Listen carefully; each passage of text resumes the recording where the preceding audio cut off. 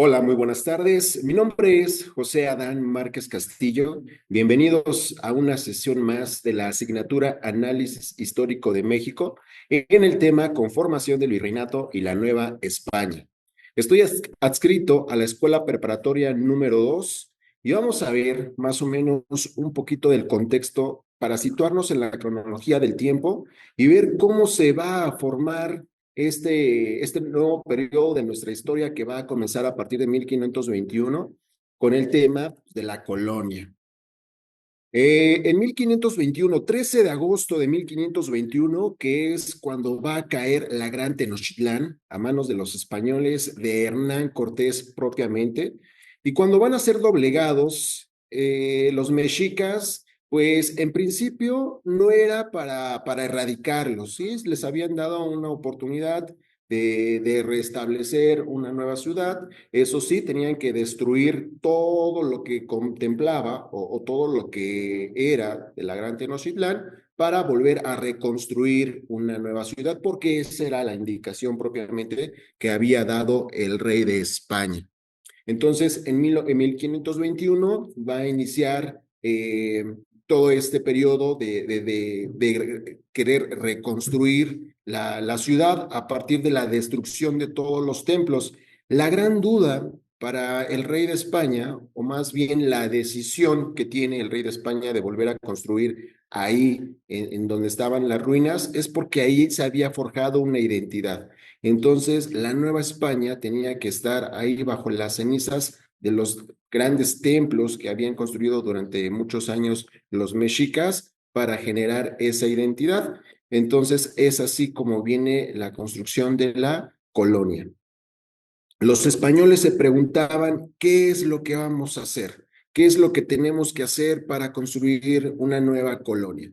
Primero, habría que evangelizar a todos los indígenas, porque pues hay que recordar que ellos tenían pues sus propios dioses, sus propias costumbres, sus propias religiones, eran politeístas. Entonces, eso era lo principal, llevar a cabo la evangelización. Dos, había que reconstruir ciudades en donde pues pudieran forjar una nueva identidad a partir de lo que se venía conociendo en Europa. Y tres, que era la construcción de instituciones para de alguna forma poder estructurar, poder organizar a los nuevos habitantes de esta colonia.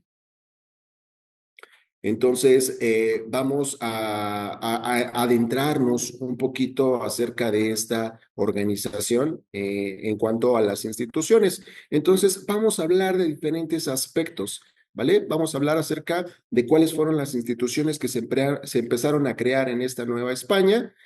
Vamos a ver cuáles fueron las formas de trabajo, cómo estaba estructurada la sociedad, quiénes eran los encargados de llevar la evangelización a toda la Nueva España y propiamente hablar un poquito de la economía, de qué se bebía en esa época. Entonces, vamos a iniciar. Pues los órganos que tenemos en ese entonces, pues primero había que decir el que tenía la autoridad máxima durante todas las colonias, no nada más propiamente en la Nueva España, sino durante todas las colonias, pues era el rey, ¿no? Era la figura máxima, la autoridad. Pero tenía que haber un personaje, una autoridad que también pudiera organizar aquí en la Nueva España. Y ese va a ser el virrey, ¿no? El que hace las veces del rey. Entonces, y vamos a tener un virrey aquí en la Nueva España y pues va a estar esta figura por más de 300 años, ¿no? Aquí en la Nueva España. Entonces, esa sería la primera figura que sería la máxima autoridad en nuestro territorio, en la Nueva España, que es el virrey que hace las veces de rey. En segundo lugar, vamos a tener a la audiencia, que va a ser un órgano colegiado de oidores que propiamente se van a encargar de resolver algunos asuntos penales y civiles, entre ellos, pues todas las consideraciones que se pudieran utilizar dentro de la República de Indios o República de Indígenas y en la República de Españoles. Nada más como contexto, hay que recordar que el rey está preocupado porque pues no tiene de alguna manera esa estabilidad social en la Nueva España. Está preocupado porque no pueden convivir indígenas con españoles. ¿Qué va a hacer? Pues muy fácil, toma la decisión de hacer dos repúblicas, república de españoles y una república de indígenas. Entonces, cada una pues va a tener su real audiencia, ¿no? El que va a resolver los asuntos penales, civiles, todas las controversias que se llegaran a suscitar. Lo mismo va a pasar para la República de Indígenas y la República de Españoles tendrán también sus propias audiencias. Entonces, en segunda instancia, vamos a tener a las corregerías, que estos vigilaban el cumplimiento de lo que decía el rey. O sea, lo que se concerniera a los asuntos territoriales políticos, pues estaban encargados estos alcaldes, que íbamos a tener alcaldes mayores y alcaldes menores, y pues, o sea, todas las decisiones, todo lo que se pudiera haber contemplado por parte del rey, pues se tenía que cumplir acá en la Nueva España. Y pues también tenemos a los cabildos que pues en su mayoría van a estar conformados como lo conocemos hoy en día, ¿no? Como un ayuntamiento propiamente que se va a encargar de la administración, que se va a encargar de los servicios, ¿no? Y pues en estos cabildos igual vamos a tener un cabildo para españoles y vamos a tener un cabildo para los indígenas. Todas estas instituciones son órganos locales, es decir, el virrey, la Real Audiencia, los corregidores y los cabildos van a estar en la Nueva España, pero también vamos a tener instituciones que van a estar en España propiamente, ¿no? Como el Real Supremo Consejo de Indias, que se encargaba de realizar toda la política, pues en todas las colonias, ¿no? Que tenía España. Entonces va a ser muy importante este consejo porque principalmente pues va a ser el órgano que va a asesorar al rey. Muchas veces el consejo, el Real Supremo Consejo de Indias, era el que nombraba al virrey, ¿no? Va a nombrar a estos virreyes en cada una de las colonias. Entonces, pues, o sea, va a ser muy una piedra medular y fundamental en esta organización que es el Reino de España. Otra institución que tenemos también en la Nueva España, que es la Casa de Contratación de Sevilla, que propiamente lo que va a hacer es llevar pues toda la economía, todo el comercio tiene que pasar por la Casa de Contratación de Sevilla. ¿A qué me refiero con esto? Que pues por ejemplo en ese tiempo también España va a colonizar las Filipinas. Y entonces la Nueva España tenía comercio con las Filipinas y había una nao, una especie de barco que todos los años zarpaba y tenía que llegar a la Nueva España y tenía que pasar por la Casa de Contratación de Sevilla. Entonces llegaba y nosotros mandábamos, no sé, tal vez cacao, algodón, y a cambio recibíamos especies, vinos y algunos otros productos que venían de Filipinas, pero todo lo regulaba la Casa de Contratación de Sevilla. Entonces, estos son algunas de las instituciones que vamos a ir viendo en en nuestro tema, ¿no? Entonces, ahí veíamos el Consejo de Indias, ya lo decíamos, que principalmente se va a encargar de llevar a cabo toda esta política, toda esta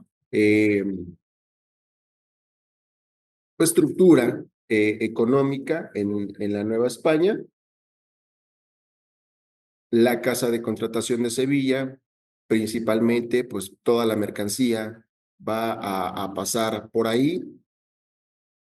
El virrey, que va a ser la máxima autoridad, y las audiencias.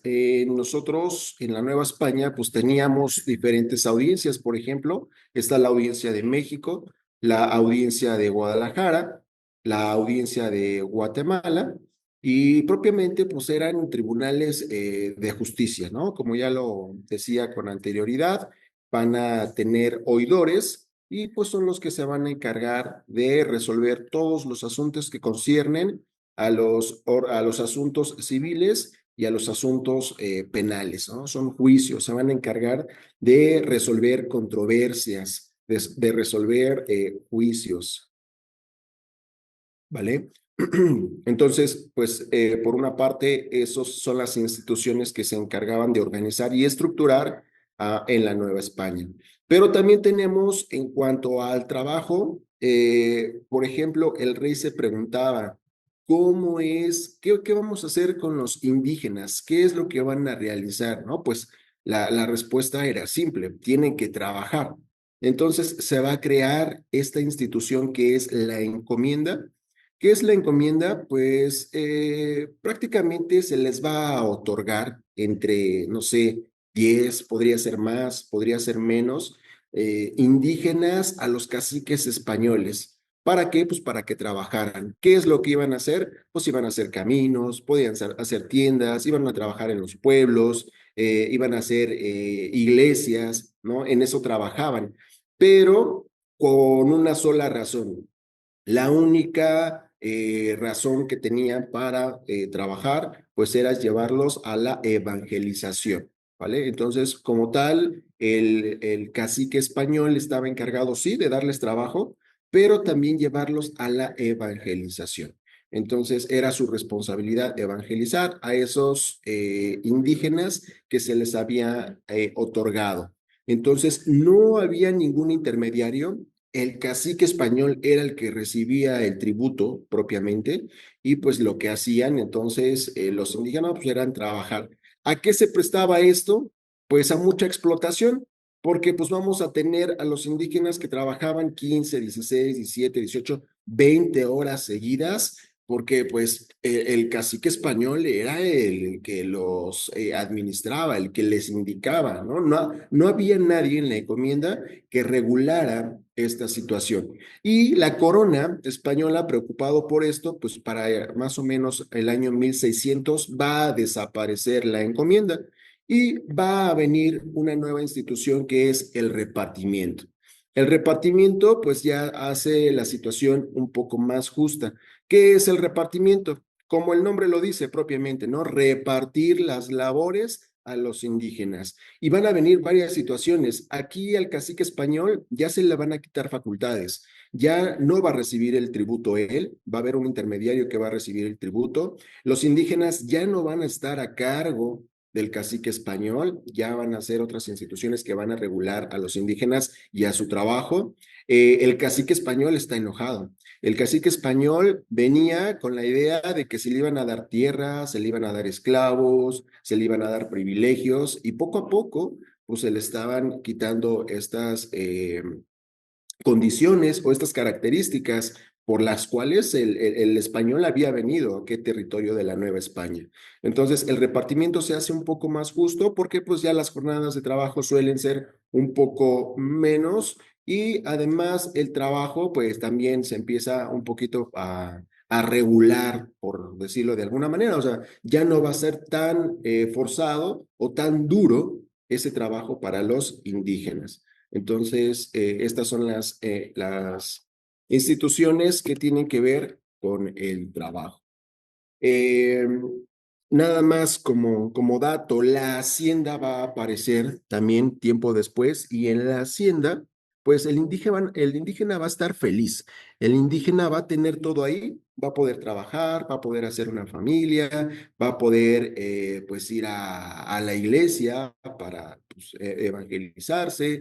Entonces, en la hacienda va a ser muy fundamental esta institución, porque pues ahí el indígena se va a sentir más cómodo, ¿no? Y va a estar más reglamentado el trabajo y además va a recibir por primera vez un salario que va a ser no mucho, ¿verdad? Pero pues ya va a tener una retribución por su trabajo, por lo que hace, por la actividad que realiza.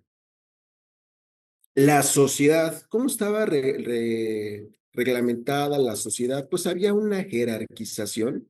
Principalmente vamos a tener a los españoles peninsulares, que pues los podemos decir que eran los españoles naturales, ¿no? Los que nacían en España, los que tenían a los papás españoles y a las mamás españolas. Después vamos a tener a los criollos, aquellas personas que van a nacer en la Nueva España pero van a tener papás españoles. Entonces, hay que ver, y que va a ser muy curioso acá, porque los españoles eran los únicos que podían estar encargados de puestos de autoridad, ¿no? Por así decirlo. O sea, eran los únicos privilegiados que podían acceder a puestos de gobierno, ¿no? Los criollos en menor medida, pero pues estaban un escalón un poquito abajo. Donde sí ya no, pues eran los mestizos, muy difícilmente los mestizos. Y es que además esta sociedad estaba llevada por castas, ¿no? Y entonces no había una movilidad social. Por ejemplo, los mestizos que eran ya sea de papá indígena o mamá española o viceversa, papá indígena o mamá española y nacidos en la Nueva España, tenían muy pocos privilegios. Eran estas personas que pues generalmente llevaban la casta de su ascendente, ¿no? No había una movilidad social. No podías ir de mestizo a criollo, ¿no? No podías subir en esa estratificación social. Entonces, los mestizos estaban ahí siguiendo la suerte de tus ascendentes. Un grado abajo, un escalón abajo, pues tenemos a los indígenas, que como lo había comentado en una primera intervención, pues los indígenas pues, eran separados de esta República de Españoles. Ellos tenían sus propias reglas, sus propias normas, ellos tenían las oportunidades de trabajo, pero en su República de Indígenas. Y todavía un escalón abajo, pues vamos a tener a los esclavos que generalmente eran traídos de África porque los indígenas ya no querían trabajar. Los indígenas no querían trabajar en trabajos que pudieran tener algún peligro, ¿no? No sé, tal vez la minería. Sabías que si llegabas a ser minero, pues era la muerte. Entonces va a llegar un momento en que el indígena ya se va a rebelar, ya no va a querer trabajar y van a venir los esclavos de África. Muchas veces se ha dicho acá en nuestro país que el mestizaje se llevó principalmente entre españoles e indígenas y la verdad es que no. La verdad es que un 80% de del mestizaje en la Nueva España se lleva a través de los africanos que llegan para trabajar las minas y los indígenas, porque recordemos que estaban separadas estas dos repúblicas, ¿no? Las de indígenas y lo de españoles. Entonces era muy difícil que pues pudieran llevarse una comunión o que se pudieran relacionar. Entonces, eso ya viene un poquito después y pues principalmente tenemos el mestizaje entre indígenas y esclavos. Eh, Cuando hablamos de que el cacique español, la única condición que se le daba al cacique español era evangelizar a los indígenas, no lo va a hacer él. El cacique español organizaba, los cuidaba y la evangelización la iba a llevar a cabo las órdenes religiosas. Las órdenes religiosas principalmente van a estar clasificadas por un clero secular y un clero regular. ¿Cuál va a ser el clero secular? Pues en una estratificación o jerarquización de la iglesia, pues vamos a encontrar, por ejemplo, a los obispos, a los cardenales, ¿no? Ellos van a ser el clero secular.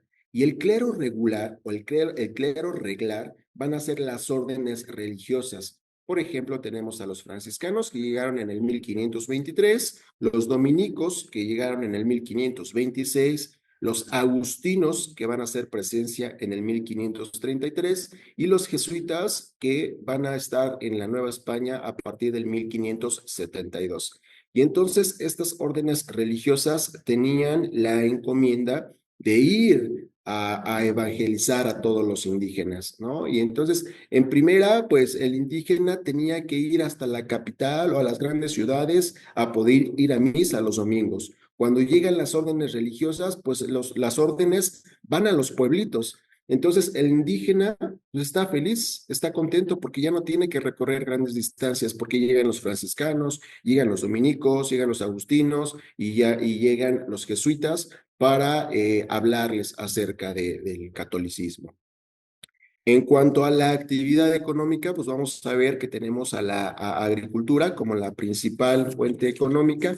¿Qué es lo que se hacía en cuanto a la agricultura? Pues tenemos que pues van a haber algunos productos, ¿no? Como lo son el maíz, como lo son el cacao, ¿no? Que principalmente era lo que se podía cosechar y dar en la Nueva España. La minería, pues que fue de gran auge durante la Nueva España, porque pues el español quiere oro, quiere buscar esta fuente de riqueza a través del metal del oro, pero pues se encontraba en menor medida. ¿Qué sí encontraron? Plata. Y con la plata era fundamental porque se llevaba a la Ciudad de México, se acuñaba en la Ciudad de México y a su vez esa moneda se llevaba a España para que se pudiera repartir en todas sus colonias. En cuanto a la ganadería, pues los españoles traen caballos, reses, cerdos, gallinas, cabras, ovejas. Entonces, viene como de manera fundamental la ganadería para generar esta economía en la Nueva España. De mi parte es todo. Esto fue solo un contexto general de lo que es la colonia. Espero les haya servido. Gracias. Este video es presentado por el Sistema Ciencia Garza Educativa de la Universidad Autónoma del Estado de Hidalgo.